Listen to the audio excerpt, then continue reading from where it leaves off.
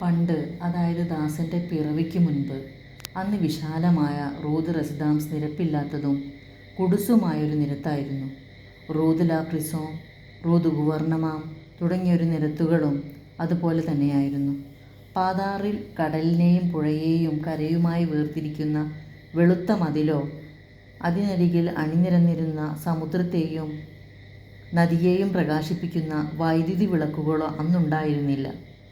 റൂദ് ലെഗ്ലീസ്, റൂദ് റെസിഡാംസ് തുടങ്ങിയ പ്രധാന നിരത്തുകളിൽ മാത്രം വളരെ ദൂരം ഇടവിട്ട് നാട്ടിയ മരക്കാലുകളിൽ എണ്ണവിളക്കുകൾ കുമിഞ്ഞു കത്തുമായിരുന്നു.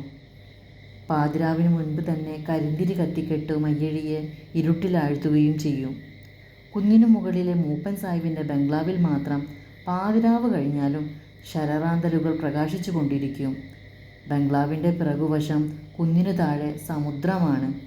സമുദ്രം നിശ്ചലമായി കിടക്കുന്ന രാവുകളിൽ ബംഗ്ലാവിൻ്റെ ജനവാതിലുകളിലൂടെ പ്രവഹിക്കുന്ന ശരറാന്തലുകളുടെ പ്രകാശം ജനവാതിലുകളുടെ ആകൃതിയിൽ വെള്ളത്തിൽ പരന്നു കിടക്കും. സൂര്യൻ ഉദിച്ചുയരുമ്പോൾ അഴീക്കൽ കടപ്പുറത്ത് ചെന്ന് നിന്ന് നോക്കിയാൽ പൈൻ മരങ്ങളുടെയും യൂക്കാലിപ്സ് മരങ്ങളുടെയും പശ്ചാത്തലത്തിൽ മൂപ്പൻ സാഹിബിൻ്റെ മനോഹരമായ ബംഗ്ലാവ് സമുദ്രത്തിൽ പ്രതിബിംബിച്ചു കിടക്കുന്നതും കാണാമായിരുന്നു. അക്കാലത്ത് മൂപ്പൻ സാഹിബിനൊഴികെ മറ്റാർക്കും കാറുണ്ടായിരുന്നില്ല.